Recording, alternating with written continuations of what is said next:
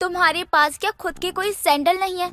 जब देखो तब मुंह उठाकर मेरी सैंडल पहनकर बैठ जाती हो तुम। हाँ तो क्या हो गया, पहन ली तो कौन सा घिस गई। जब देखो बस ताने मारती रहा करो।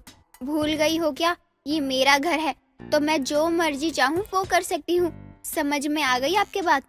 और तुम भूल रही हो कि ये मेरे पति का भी घर है। मैं किसी से डर के रहने वाली नहीं हूँ यहाँ, समझी तुम?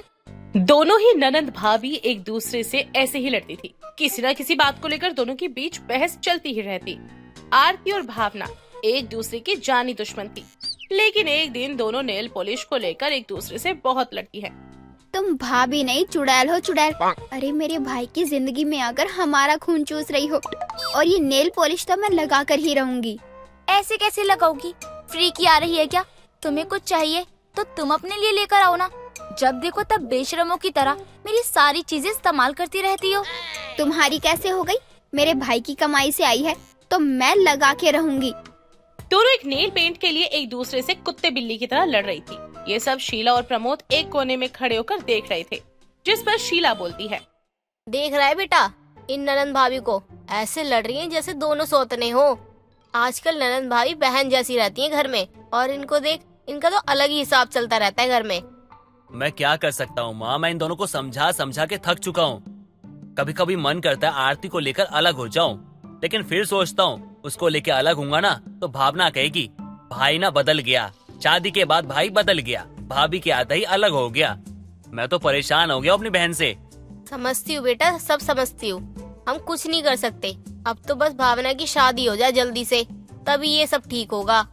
हाँ माँ वो तो ठीक है, लेकिन ये जो इतना कलेश करती है, कौन करेगा इससे शादी?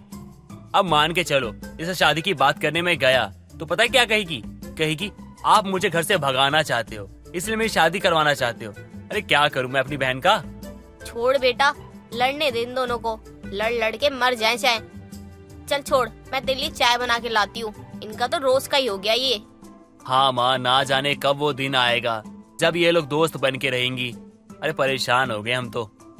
शीला और प्रमोद को भी इस बात की आदत हो चुकी थी, क्योंकि दोनों ही किसी न किसी बात पर लड़ती ही रहती। खैर ऐसे ही दिन बीतते गए, और तब तक एक दिन भावना अपने भाई के पास जाती है और उससे कहती है, भाई मुझे तुझसे कुछ जरूरी बात करनी है। वो मैं एक लड़के से प्यार करती हूँ और उससे ही शादी करना चाहती हूँ। क्या तू किसी से प्यार करती है? तू ऐसा कैसे कर सकती है? और अब तक तूने हमें कुछ बताया भी नहीं। अब बता दिया, अब कीजिए जो करना है। बताइए कब मिलने बुलाऊं उसको? वाह भाई वाह, सीधा हुक्म दे रही है। अरे ये नहीं कि भाई से पूछूं हैं कि भाई को पसंद है कि नहीं है, या भाई ये शादी के लिए राजी है कि नहीं है। अरे कुछ तो पूछ ले। क्यों नहीं होंगे राजी? मैंने क्या कुछ गलत काम किया है भला? अच्छा ठीक है, मैं तो बस मजाक कर रहा था। लड़के का नाम तो बता और नंबर दे। अच्छा एक काम कर, ये सब छोड़, तू ना संडे को बुला ले उसे, मिलके बात करते हैं। और हाँ सबसे जरूरी बात, तू खुश है ना? तो तेरा भाई भी खुश है। सच में भाई, यू आर द बेस्ट। मेरे पति हैं, मेरे साथ रहते हैं, इसलिए अच्छे हैं। वैसे क्यों अच्छा बोल रही हो मेरी पसंद को? जाओ ना, मैंने आपके पति को अच्छा नहीं बोला, अपने भाई को बोला। और आपको क्यों बताऊं कि क्यों बोला? अपने भाई की बात से भावना बहुत खुश होती है और अपने बॉयफ्रेंड रितेश को घर पर बुला लेती है।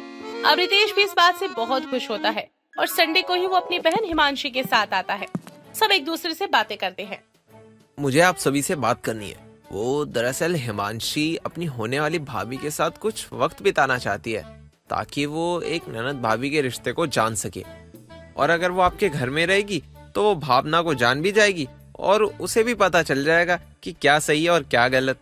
हाँ, मैं भाभी के साथ रहकर देखना चाहती हूँ कि इनका स्वभाव कैसा है, और मैं ये देखना चाहती हूँ कि मेरी भाभी अपनी भाभी के साथ कैसे रहती हैं, और मैं सीखना भी चाहती हूँ कि ननद भाभी का रिश्ता कैसा होता है।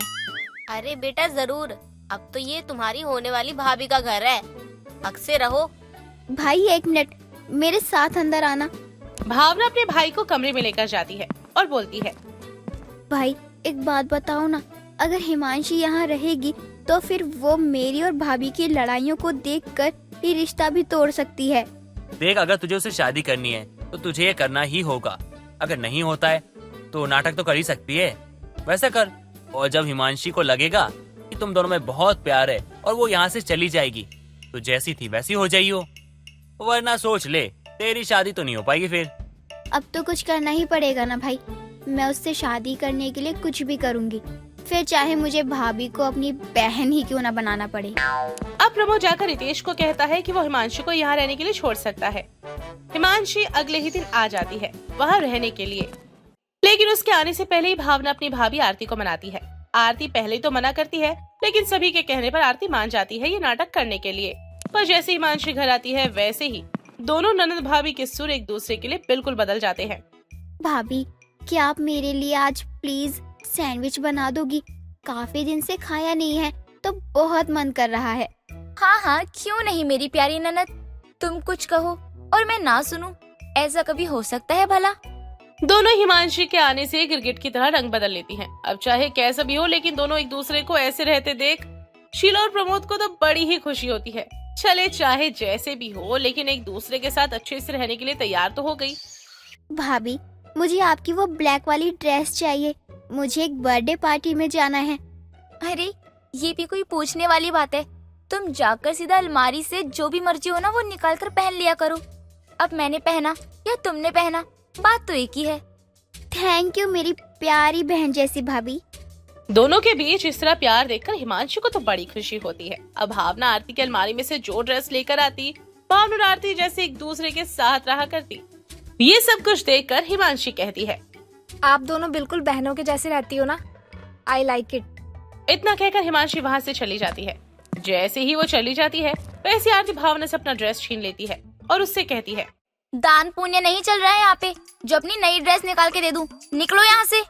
दोनों हिमांशी के सामने बहनों जैसा दिखावा करती और उसके ना जाने पर असलियत दिखा देती। ऐसे ही कुछ दिन गुजरते हैं। सब एक साथ बैठे नाश्ता ही कर रहे होते हैं कि खाने की टेबल पर एक ब्रेड बचा हुआ था, जिसको भावना और आरती ने एक साथ पकड़ा। अब इसी बात पर लड़ाई होने ही वाली थी, लेकिन हिमांशु को देखते हुए आरती बोलती है, भावना ये तुम खा लो, मेरा पेट भर गया है और वैसे भी मैं ये तुम्हें ही देने वाली थी।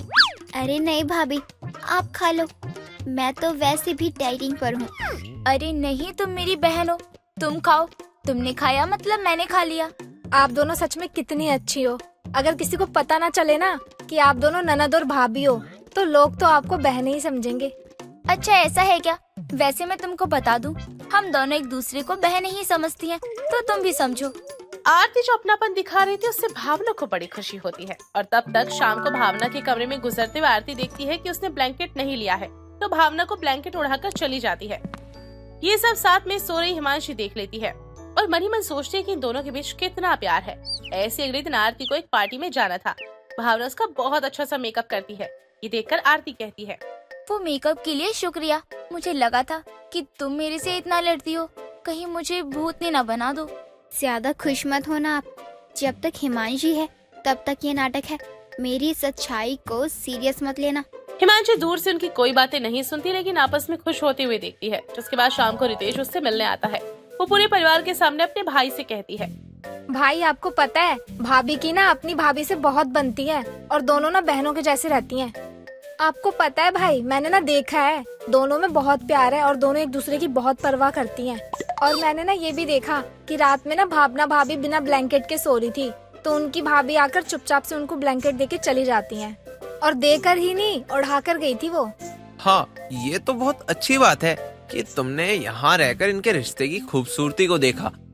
अब तुम याद रखना, तुम्हें भी ऐसे ही रहना है भावना के साथ।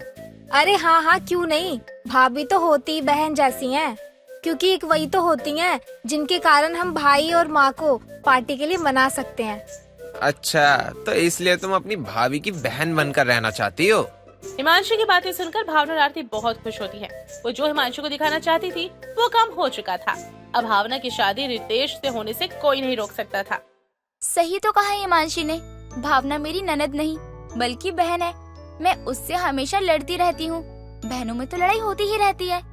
वो मेरे से लड़ती है लेकिन कभी मुझसे परेशान नहीं हुई।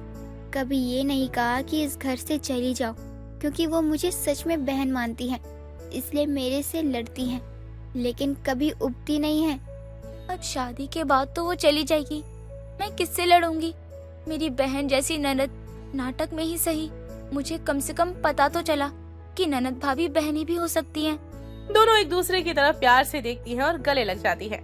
पहले कभी उस घर में ऐसा सीन देखने को नहीं मिला था, लेकिन हिमांशी के घर में आने से उस घर में वो होता है जो कभी नहीं होता था। दोनों भाभी ननद की नफरत अब प्यार भरे रिश्ते में बदल चुकी थी। तब अपनी भाभी को गले लगाते हुए भावना बोलती है, भाभी, मुझे आपकी बहुत याद आएगी जब मैं इस घर से शादी करके चली जाऊंगी। आप मेरी वो बहन हो जिससे लड़ने में भी मजा आता है और उसके साथ रहने में भी मजा आता है। मुझे भी तुम्हारी बहुत याद आएगी। तुमसे बात बात पर लड़ना, वो बालों को पकड़कर बच्चों की तरह बहस करना, सब बहुत याद आएगा मुझे। दोनों को इतने प्यार से गले लग के देखकर तो सभी हैरान रह जाते हैं और चुपके से प्रमोद रितेश से कहता है, आखिरकार हमारा प्लान कामयाब हो गया होने वाले जीजाजी, और दोनों एक हो गई। अब दोनों बहनें बन चुकी है। हाँ जी साले साहब, ओ सॉरी प्रमोद भैया, वो तो शुगर है, आपने पहले बता दिया था ये सब कुछ फोन पर, इसलिए मैंने अपनी बहन को बुला लिया ताकि वो अपने होने वाली भाभी को घर में आने से पहले ही जान ले और हमारा काम भी हो जाए। वैसे हिमांशी को इस बारे में कुछ नहीं पता। और एक बात का ध्यान रखिएगा, अब इस बात के बारे में किसी को पता नहीं चलना चाहिए। हम दोनों अपने मुंह पे लगाएंगे ताला और चाबी को किसी दूर दरिया में फेंक देंगे। अब समझ आया, ये काम तुम दोनों का किया हुआ है। चलो अच्छा है, मेरा दामाद इतना समझदार है कि उसे पता है कि अपनी पति को कैसे संभालना है। जी बिल्कुल ऐसा ही होगा। शीला की बात सुनकर रितेश हंसने लगता है। उसके बाद एक साथ मिलकर भावना रितेश की शादी की डेट फिक्स हो जाती है और सभी मुंह मीठा करवाते हैं।